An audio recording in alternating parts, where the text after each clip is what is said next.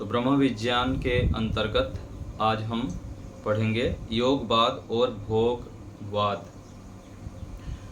इस आर्यावर्त देश में लाखों ऋषि हुए और वे सब वेद को ही प्रमुख ग्रंथ मानते रहे। वेद के अंदर ऐसे उपदेश ज्ञान विज्ञान की बातें हैं जिनके माध्यम से मानव अपने जीवन को सफल कर सकता है, मानव का जीवन सफल हो जाता है। तो सबसे बड़ा जो खजाना है कहाँ पर है? जैसे हम यहाँ पर खोजते हैं ना, कहीं पर ऐसे गाड़े हुए धन मिल जाए कि उससे हम धनवान बन जाए जल्दी जल्दी रातों रात।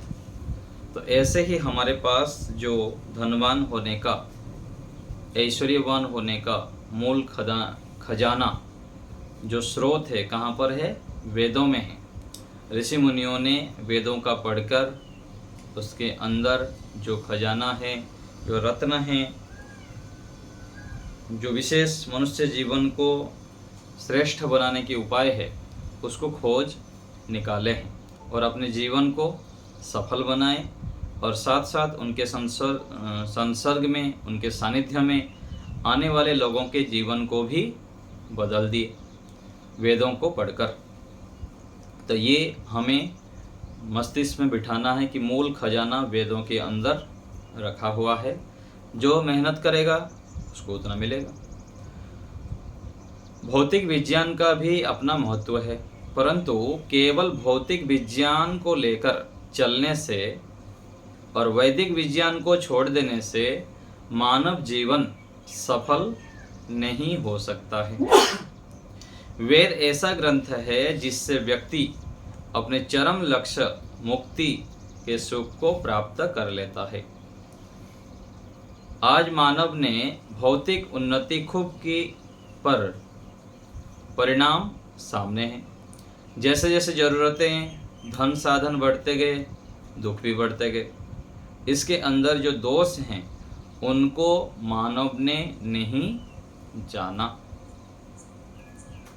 तो ये सब हम अपने जीवन में देख सकते हैं प्रत्यक्ष, अपने जीवन में भी और आसपास के जो हमारे संसर्ग में आते हैं, आसपास आते हैं, उनके जीवन को देखने से हमको पूरा स्पष्ट रूप से दिखाई देता है कि व्यक्ति जितना जितना अध्यात्म को पकड़ते हुए चलता है उसके जीवन में सुख शांति निर्भयता आदि है। और दूसरी तरफ भौतिक साधनों का प्रयोग, भौतिक वस्तुओं का प्रयोग जो अधिक मात्रा में करने लग जाता है, आवश्यकता से अधिक, इसको जोड़ देंगे साथ में। भौतिक वस्तुओं का प्रयोग करना कोई गलत नहीं है, करना चाहिए, उसका लाभ भी लेना चाहिए, किंतु वहाँ पर सावधानी, सतर्कता, जागरूकता की बहुत अधिक आवश्यकता है। यदि जागरूक नहीं रहे तो फिर मार पड़ेगा, दुख मिलेगा। इसलिए तो ऋषि क्या कहते हैं? इसलिए कहते हैं ऋषि दयानंद जी की पृष्ठ संख्या 140 है मेरे पुस्तक में, पुराना नया पुस्तक भी हो सकता है। तो ऋषियों ने, उपनिषद में आता है कि उत्तिष्ठत जाग्रत प्राप्य वोरान निबोधत, उठो जागो और विद्वानों के समीप जाकर ज्ञान प्राप्त करो। और दूसरे तरफ वेद में भी कहा जाता है कि यो जागारह तम ऋचः कामयन्ते, जो जागता है उसी को ही ऋचाएं। जो यहाँ पर चल रहा है प्रकरण, वेद के अंदर सारे खजाना है। तो खजाना किसको मिलता है? जो जागा हुआ है। जागने का मतलब हम तो सब जागे हुए हैं, सोए हुए को जगाना नहीं। एक तो सोया हुआ है, एक सो के निद्रा से आगे जागरूक है, मतलब जागते हुए अवस्था में। तो जागना अर्थात क्या है?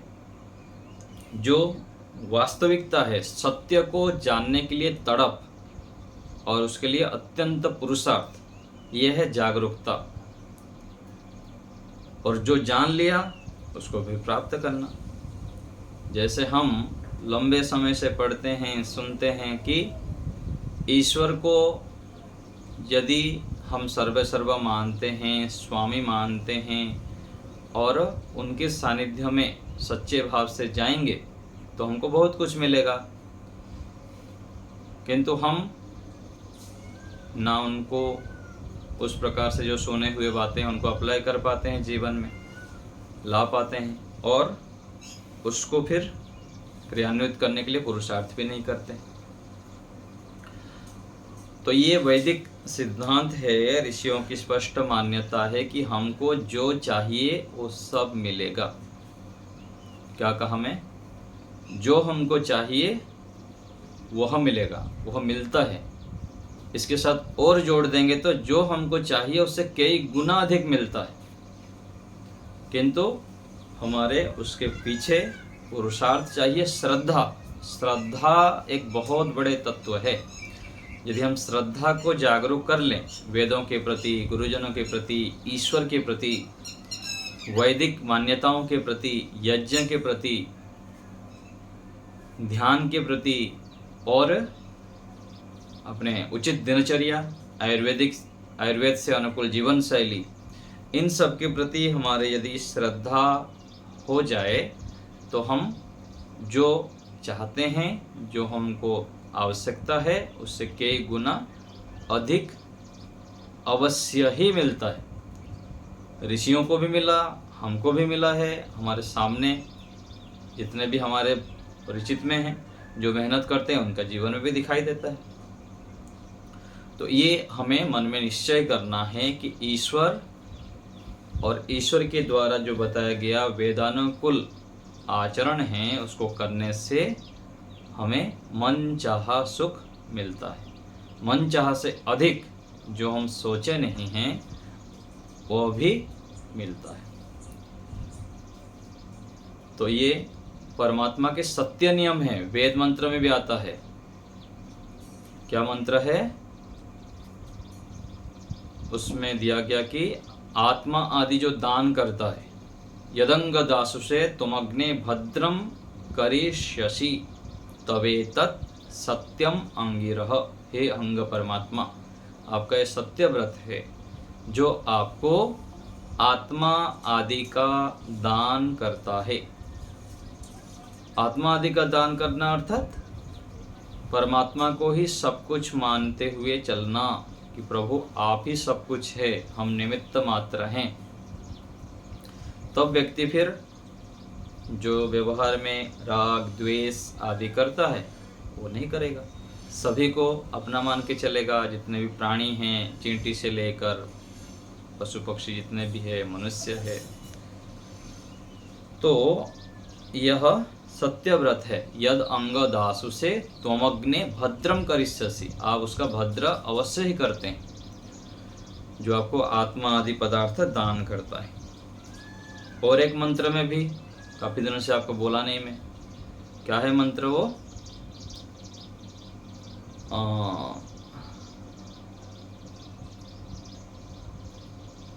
मंत्र है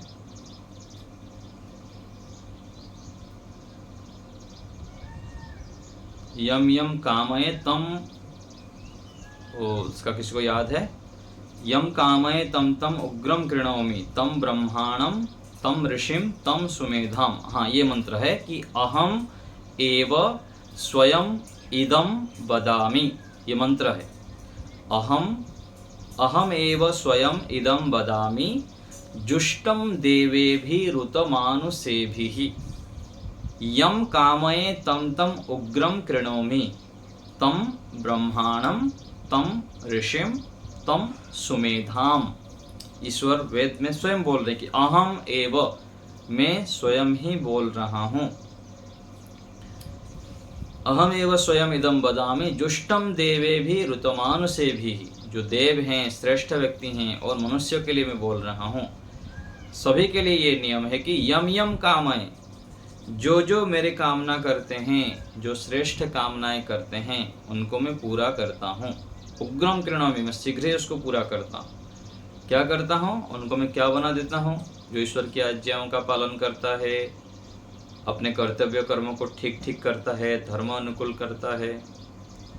तो यम कामये तम तम उग्रम कृणोमि तम ब्रह्माणम तम ऋषिम तम सुमेधाम।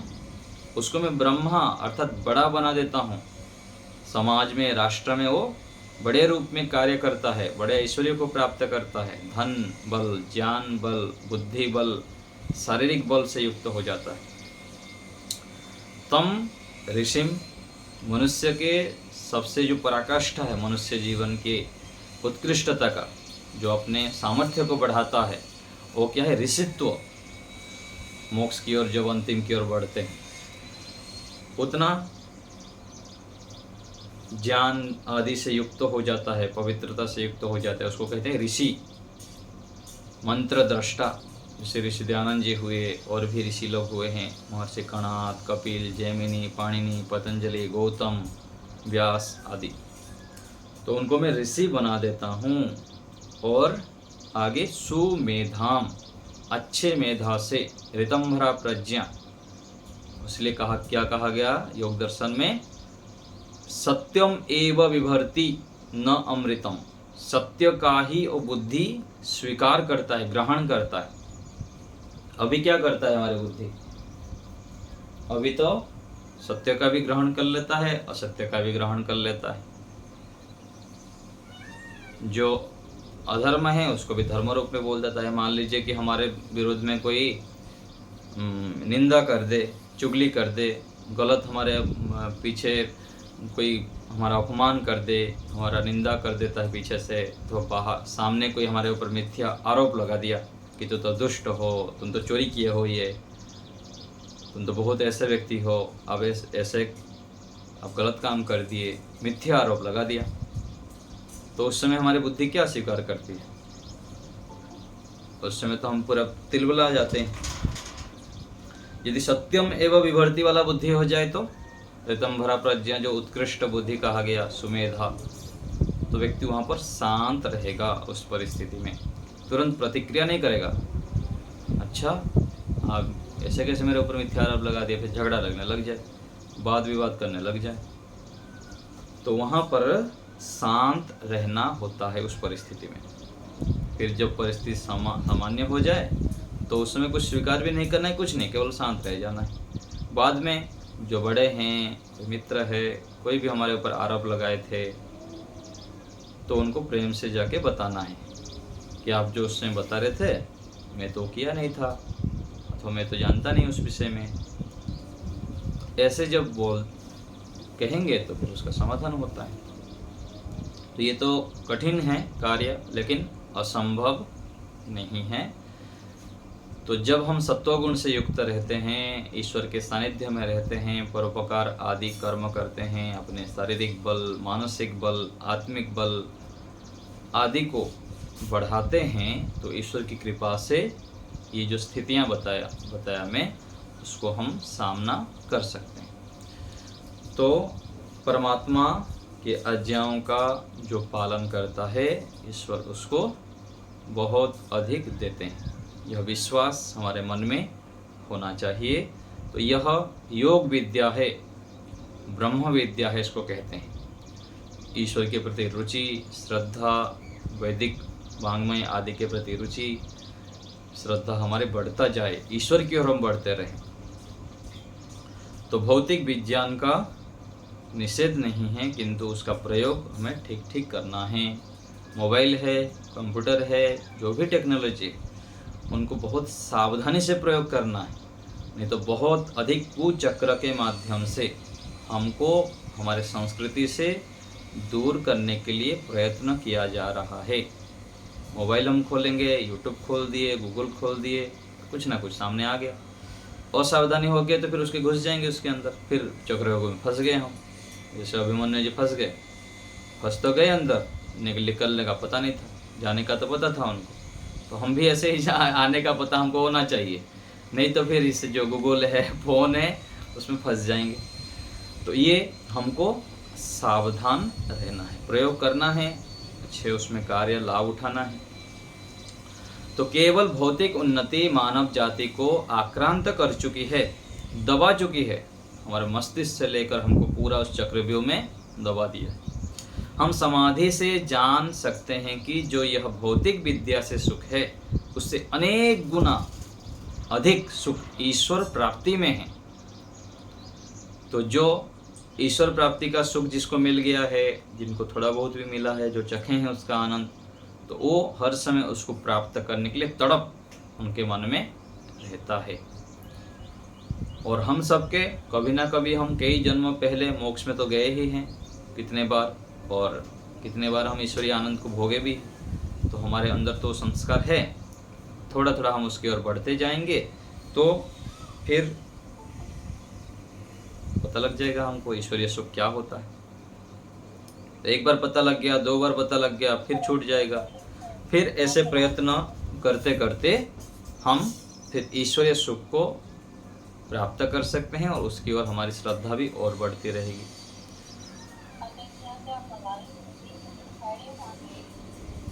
हाँ माता जी, आप कहाँ से पढ़ा रहे हो? हेडिंग क्या है? बोला नहीं है मुझे। हेडिंग है इसमें है भोग विद्या, योगवाद और भोगवाद, 141 नंबर पृष्ठ। इसमें मेरे पीडीएफ में है और पुस्तक में 140 नंबर पृष्ठ है।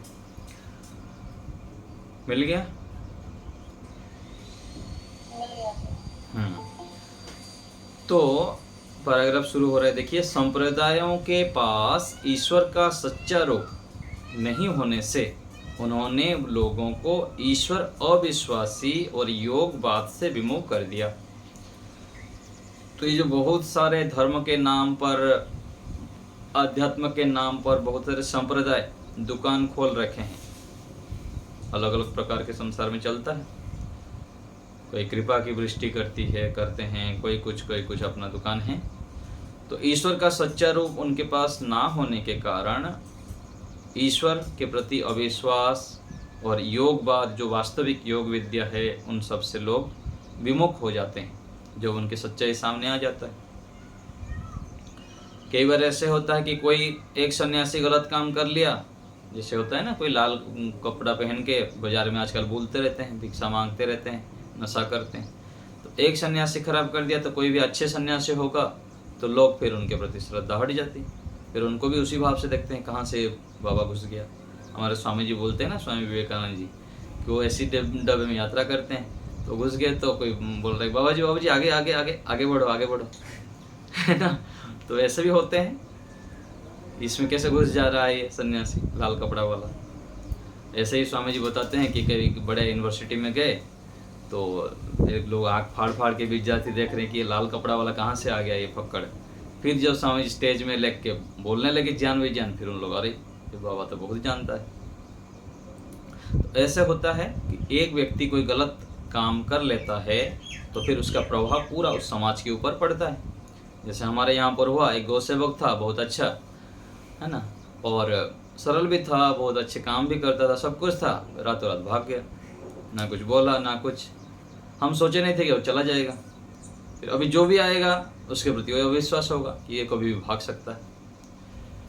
तो ऐसे हो जाता है कि एक व्यक्ति आध्यात्म मार्ग पर ले लीजिए अथवा परिवार में भी ले लीजिए, कोई गलत काम करने पर उस परिवार की ख्याति को पूरा, उस समाज की ख्याति को हानि पहुंचता है। जैसे लोग आजकल बोल देते हैं, अरे समाज क्या करता है, कुछ तो करता नहीं, अरे समाज लोग तो ऐसे होते हैं वैसे होते हैं, खंडन मंडन करते रहते हैं, तो एक बदनामी कर दिए। और दूसरे तरफ अरे समाज के लोग कितने काम करते हैं, वो भी तो देखिए, कितने बड़े स्तर पर कार्य हो रहा है, गांव गांव गली गली कितने विद्वान कार्य कर रहे हैं, कितने सन्यासी कार्य कर रहे हैं, विदेशों में भी कार्य होता है। तो ये बात है कि कोई भी संप्रदाय है, कोई भी समाज है, कोई भी परिवार है, और जिले का भी ले लेते हैं, राज्य का भी ले लेते हैं, देश का भी है, तो उसका प्रभाव बड़े स्तर पर पड़ता है।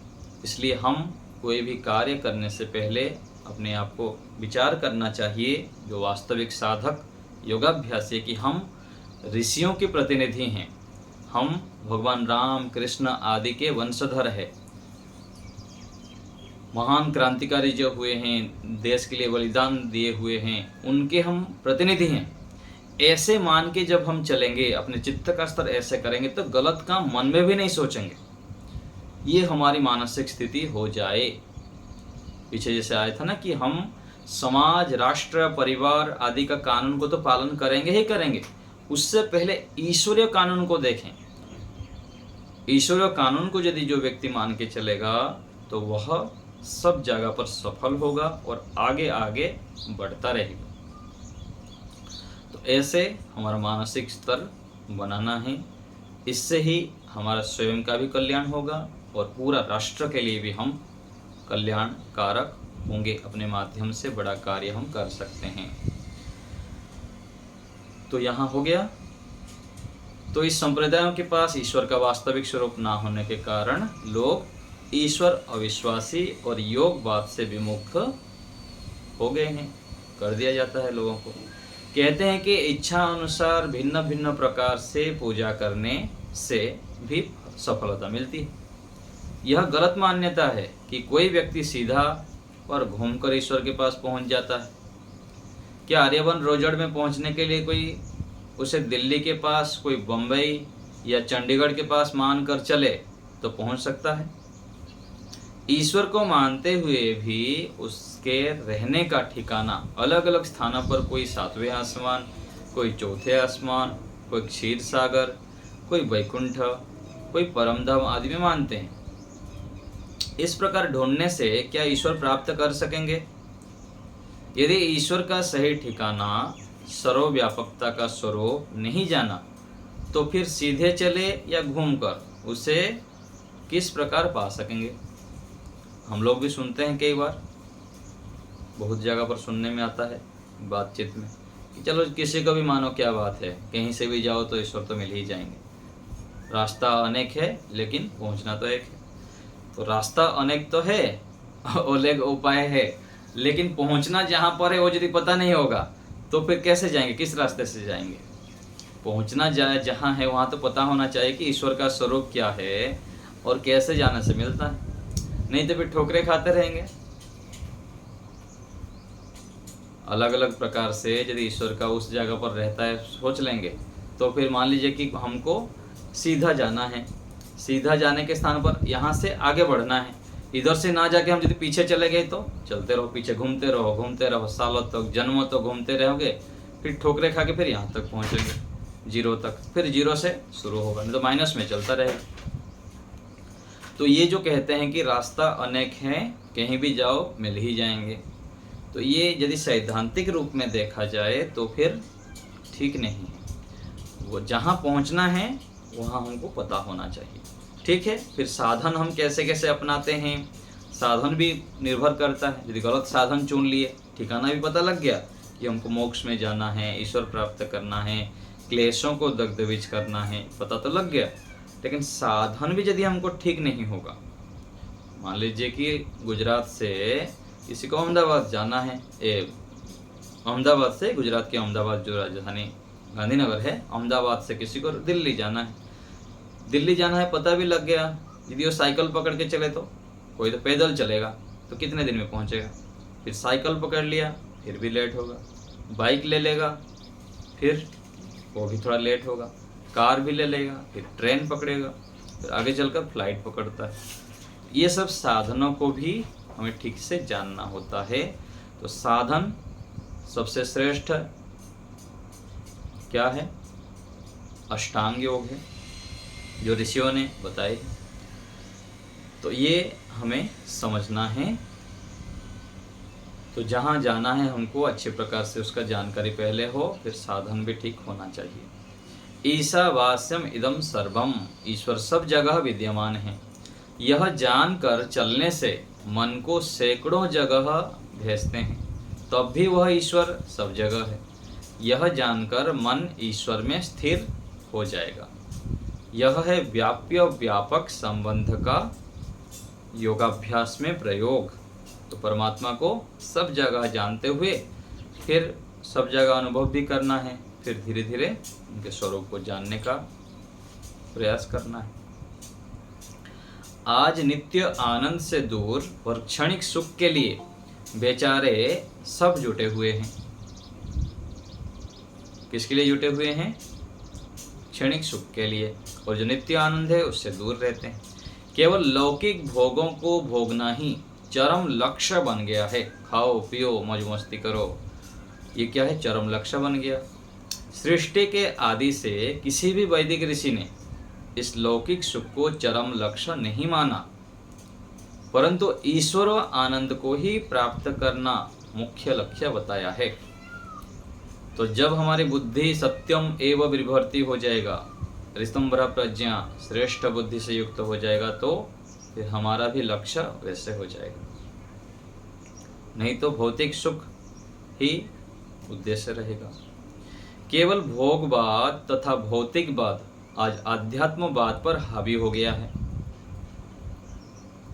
साधु सन्यासी आचार्य इन सबको क्या सोचते हैं? तो ऐसे ही गए गुजरे, सफेद कपड़ा पहन के घूमते रहते हैं, चोटी रख के। लेकिन ये क्या है? उनकी अज्ञानता है, उनको ज्ञान नहीं है वास्तविकता का। और थोड़ी दिनों बाद जब उनको ठोकरे लगता है, पिटाई खाते हैं, फिर समझ में आता है कि अध्यात्म ही मूल हमारे उद्देश्य है, उससे सिवाय कोई चारा ही नहीं। इससे टकराना, इसको हटाना अत्यंत कठिन हो गया है। जो भोगवाद और भौतिकवाद है, उनकी मान्यता है कि ना कोई आत्मा नाम की, ना कोई परमात्मा नाम की चीज है। केवल यह पृथ्वी, जल, अग्नि आदि विकास को प्राप्त होकर प्राणी आदि चेतन बन गए। क्या लाखों करोड़ों जड़ वस्तु मिलकर भी चेतन वस्तु बन सकती है? और क्या जो आत्माएं हैं वे मिलकर भी प्रकृति का एक अणु बना सकती हैं? उनको पूछना चाहिए कि चेतन आत्मा है, जड़ वस्तु लेके बना दो, आत्मा बना दीजिए, परमात्मा बना दीजिए, तो फिर उत्तर नहीं उनके पास। विशुद्ध मानव जीवन, सफल मानव जीवन योग से निर्मित होता है। यह मानव शरीर जिसमें हम रहते हैं, योग के माध्यम से ऋषियों ने इसे समझा और अपने ग्रंथों में लेखबद्ध कर दिया। आज मानव जाति अत्यंत निम्न अवस्था में पहुंच गई है। मनुष्य की परिभाषा इतनी अशुद्ध हो गई है कि बिगड़े हुए को अच्छा माना जाता है। तो ये गलत मान्यताएं कुछ लोगों के द्वारा चलता है। यदि वास्तविक ज्ञान से दूर रहेंगे तो ऐसी मान्यताएं लेके चलेंगे। तो योग से भोगवाद की टक्कर है, एक उभर कर आएगा तो दूसरा धराशायी हो जाएगा। योगवादी मानता है कि भोग तो 5 इंद्रियों के विषय हैं। इन दुखदायी विषयों में से मुक्ति के लिए ईश्वर, जीव, प्रकृति का संबंध जानकर योग द्वारा मुक्ति प्राप्त करनी चाहिए, ये योगवादी मानता है। और भोगवादी का सिद्धांत है कि आत्मा, परमात्मा, पाप, पुण्य, धर्म आदि सब कल्पना मात्र है। जो ठीक लगे वह करें, ना लगे वह ना करें। जिन्हें बोलने का भान नहीं, बिना सिर पैर की बात बोलते हैं, उन भोगवादियों का प्रभाव ईश्वरवादियों पर भी पड़ा है कि धन को ही सबसे बड़ी चीज मानने लगे हैं। तो ये गलत है। धन ही सब कुछ नहीं है, धन के बिना कुछ नहीं होता, किंतु धन भी उतना कमाना चाहिए, उतना रखना चाहिए, उसके लिए समय देना चाहिए धन के लिए, जितने में हमारा आत्मिक उन्नति बाधित ना हो, अधर्म आदि कार्य ना हो।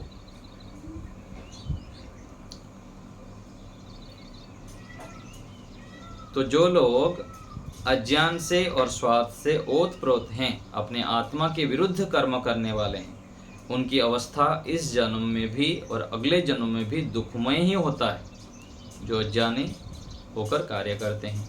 असुरिया नामते लोका अंधेन, ये यजुर्वेद के 40वें अध्याय के मंत्र का टुकड़ा है।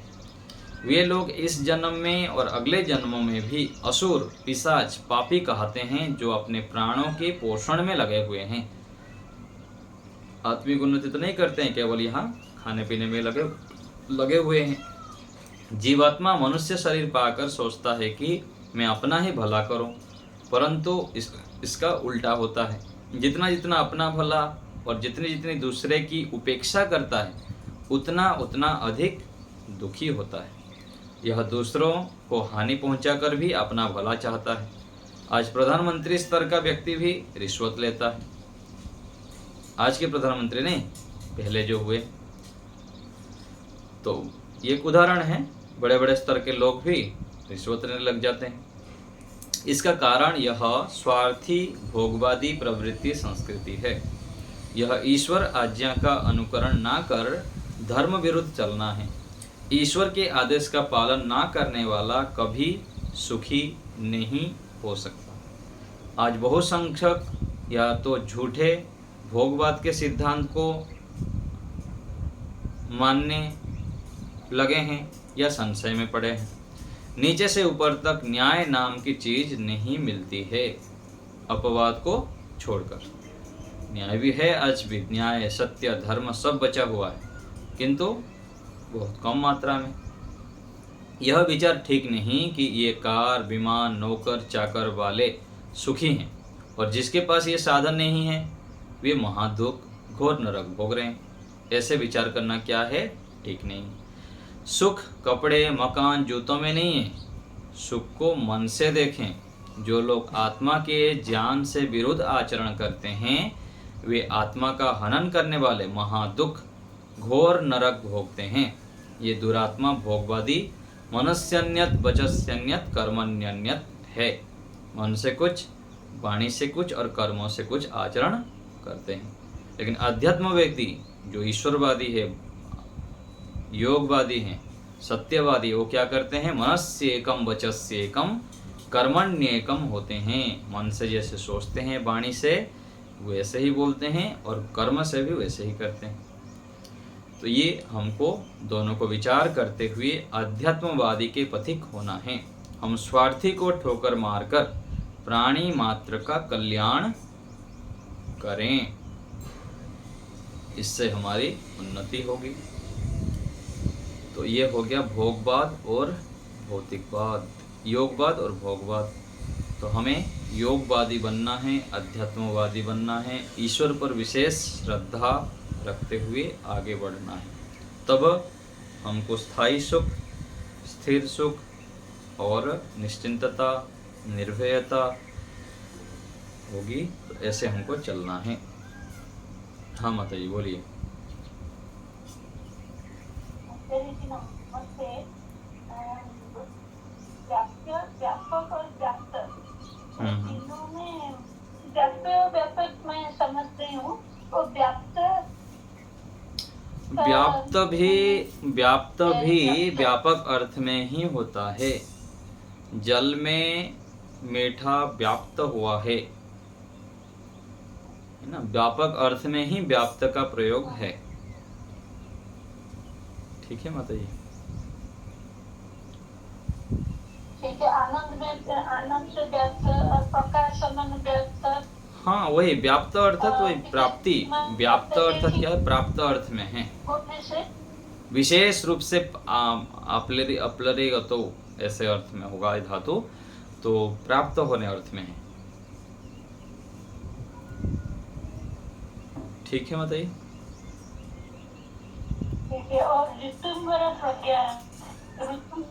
ऋतंभरा प्रज्ञा चित्त की, ऋतंभरा प्रज्ञा बुद्धि की एक उत्कृष्ट स्थिति की नाम है जो योग दर्शन में आया है। जैसे हमारी बुद्धि का स्तर होता है ना, सत्य को ग्रहण करने का योगाभ्यास करते हैं, हम धीरे धीरे बढ़ते हैं।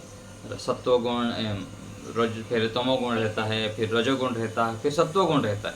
फिर सत्वगुण में भी स्थिर होते होते आगे बढ़ते बढ़ते बढ़ते एक उत्कृष्ट स्थिति का नाम है बुद्धि के।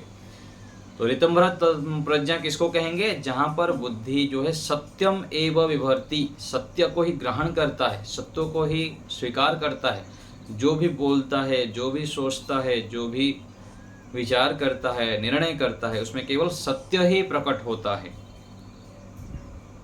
ना। जो कहा गया ना कि सत्य प्रतिष्ठायाम क्रियाफल आश्रयत्वम, वो स्थिति है। वो व्यक्ति जो बोल देता है वही हो जाता है। तो ऐसे ज्ञान का स्तर, अनुभव का स्तर उसका हो जाता है। ये ऋतंभरा प्रज्ञा बुद्धि है। ठीक है माता जी। सुदेशना माता जी। धन्यवाद। आचार्य जी नमस्ते।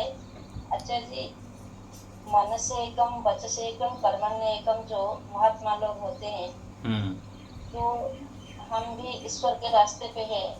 तो जो सच्चाई है, कोई कुछ हमको पूछे तो जैसे है हम वैसे बता देंगे, बना चुना तो क्यों बताएंगे। ठीक है।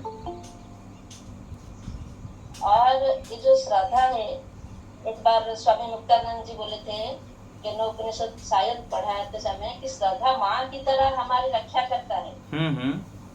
आता है योग दर्शन में आता है श्रद्धा जननी एव पाति, ऐसा शब्द आता है। पाति अर्थात पारक्षा। तो ये योग दर्शन में आता है, जो श्रद्धा है माता की तरह रक्षा करती है। श्रद्धा अर्थात क्या है? श्रद्धा अर्थात श्रद्धा, सत्य को धारण करना। श्रद्धा उसी को कहते हैं। और जो गलत को धारण कर रहे हैं, गलत को मानते हैं, तो श्रद्धा नहीं होता, अश्रद्धा हो जाएगा। सच्चे सिद्धांत प्रति अगर हमारा श्रद्धा सब है, तो कभी भी हम गलत रास्ते में या मन में कुछ दुश्चिंता आ जाए तो तुरंत ईश्वर हमको अंदर से प्रेरणा दे देते हैं जी कि ये रास्ता ठीक नहीं, तुम अपने मन को संभालो। हाँ जी, हाँ। और ये अनुभव भी थोड़ा आता है, थोड़ा। जी जी बिल्कुल, इसमें कोई संदेह नहीं है। और जैसे मन से वाणी से बोलते हैं ना, मनस्य एकम वचस्य एकम, तो वहाँ पर सावधानी भी रखनी है, अधिक भोले नहीं बनना है। कई सारे जगह पर जो आध्यात्मिक व्यक्ति होते हैं ना, ये हो जाता है चित्त पवित्र होने पर हम सबके सामने कुछ बोल देते हैं अथवा करते हैं, तो व्यवहार में सावधानी रखनी है। मतलब किसके सामने कैसे बोलना है। अधिक फिर हम जब सच्चाई को प्रकट कर देते हैं ना, तो वो भी झूठ नहीं बोलना है, लेकिन दुर्जन के सामने भी यदि हमारे सच्चाई को प्रकट कर देते हैं ना, कुछ गोपनीय बातें, तो फिर उसका वो दुरुपयोग करता है और हमको फिर उसका परिणाम भोगना पड़ता है। तो उस स्थिति में हमको परिस्थिति देखते हुए वो हमारे बातों को प्रकट करना चाहिए। उस व्यक्ति को परीक्षण करके, सामने वाला व्यक्ति यदि सज्जन है, सत्यवादी है, अच्छे हैं, तो उनके सामने बोल सकते हैं।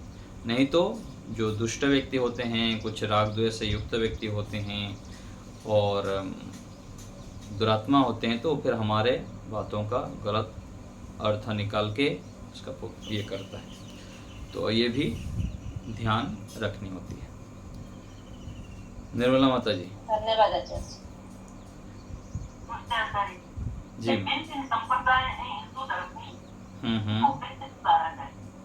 कोई सुधार कुछ नहीं होगा, सुधार नहीं कर सकते, नहीं कर सकते हैं ना, नहीं कर सकते हम सुधार।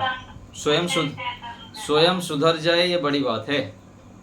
हम सुधरेंगे, युग सुधरेगा, हम बदलेंगे, युग बदलेगा। बस ये मान के चलना है।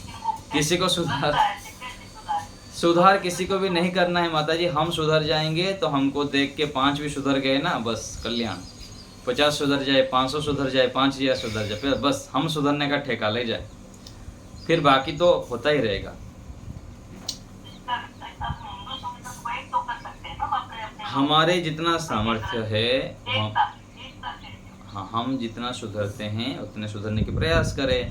और मान लीजिए कोई योग्य व्यक्ति, उसके अंदर ज्ञान है, बल है और जोड़ने के लिए कार्य कर रहा है, वैदिक धर्म की रक्षा के लिए, गुरुकुलीय परंपरा को बढ़ाने के लिए, हमारे वैदिक संस्कृति को बढ़ाने के लिए, तो हम जो नहीं कर पा रहे हैं तो उनको सहयोग करें, मन से सहयोग करें, धन से सहयोग करें, कभी आवश्यकता पड़े तो तन से भी सहयोग करें, खड़े हो जाएं। तो ऐसे कर सकते हैं, स्वयं कर सकते हैं। स्वयं के द्वारा नहीं होता है तो जहाँ पर हो रहा है उनको हम स्वयं सहयोग करें और दूसरे से भी कराएं सहयोग कि हाँ, ये व्यक्ति अच्छा कार्य कर रहा है, ये संस्था अच्छे कार्य कर रहा है, तो इनको हमको सहयोग करना चाहिए। तो ऐसे कर सकते हैं। ठीक है माता जी। सरोज माता जी, नमस्ते। अभी आचार्य जी, आपने एक मंत्र बोला था ईश्वर का स्वरूप, वो कौन से वेद का है? ये उसमें भेज देंगे आप? अथर्ववेद का होगा, जितना मुझको ध्यान आ रहा है मैं भेज दूंगा आपको। ठीक है, मेरे को व्हाट्सएप में एक बार लिख के भेज देंगे। एक तो होता है कि अहम एव स्वयं इदम बदामी, और दूसरा जो मंत्र था यदंग दासु से, ये तो आर्याभि विनय ग्रंथ में। वो मुझे पता ये आपको भेज दूंगा खाने वाला ये भेज दूंगा मैं आपको, ठीक है। मैं ईशोपनिषद का बोला था, ईशावास्यमिदं सर्वम। नहीं नहीं नहीं, वो नहीं, एक मंत्र था ना कि अहम एव स्वयं इदम वदामि, पहले बोल दिया गया था बीच में। जुष्टम देवेभिः ऋतमानुषेभिः यम कामये तम तम उग्रम कृणोमि तम ब्रह्माणं तम ऋषिं तम सुमेधाम, ये मंत्र है, ठीक है। कमलेश माता जी बोलिए। नमस्ते आचार्य जी, आज मैं लेट जुड़ी थी, आपने ऋतंबरा का क्या बताया? बुद्धि का आया था यहाँ पर, जो बुद्धि की उत्कृष्टता होती है ना, योग दर्शन में आता है ऋतंबरा तत्र प्रज्ञा। जब समाधि की स्थिति होती है ना, उच्च स्तर स्थिति, तो वहाँ पर व्यक्ति के बुद्धि का स्तर इस प्रकार हो जाता है श्रेष्ठ। श्रेष्ठ अर्थात दिव्यता की ओर बढ़ जाता है। उसको एक नाम दे दिया गया कि ऋतंबरा प्रज्ञा नाम दिया गया। और ऋतंबरा स्थिति में क्या होती है, बुद्धि का स्तर कैसे होता है, तो वहाँ पर व्यास भाष्य में लिखा गया सत्यम एव विभर्ति, वहाँ पर सत्य को ही प्रकाशित करता है वो बुद्धि का स्तर। हाँ, उसी प्रकार से ही होता है। जैसे हम लंबे काल तक पढ़ रहे हैं, सुन रहे हैं, साधना कर रहे हैं, परोपकार कर रहे हैं, तो ऐसे करते करते धीरे धीरे तो असत्य को छोड़ते जा रहे हैं और जो गलत चीज़ों को हटाते जा रहे हैं, और ईश्वर के स्वरूप को ठीक जानते जा रहे हैं, प्रकृति के स्वरूप को ठीक जानते हुए चल रहे हैं, और आत्मा के स्वरूप को ठीक से करके जा रहे हैं। तो इन स्वरूप को जो हम ठीक ठीक जानते हैं कि मनुष्य के अंदर अच्छाई बहुत पराकाष्ठा रूप में हो सकता है और बुराई नीचे की तरह आ सकता है। ईश्वर से भी हम इतने इतने तक लाभ ले सकते हैं। प्रकृति का वस्तु सब अनित्य है, दुख मिश्रित है। इन सब जो चीज़ों को हम पढ़ते रहते हैं, सुनते रहते हैं, समझते रहते हैं, फिर ऐसे चलते चलते चलते एक दिन फिर जो वस्तु जैसे हैं उसका हम निर्णय बहुत सटीक रूप से ले लेते हैं। तो ये स्थिति जब समाधि की स्थिति होती है, साधना की उच्चतम स्थिति है, वहाँ पर होती है। उसको ऋतंबरा तत्र प्रज्ञा सूत्र में कहा गया है। ऐसे बुद्धि साधक के हो जाती है। धन्यवाद। ठीक है, चलिए तो आज यहीं रखते हैं।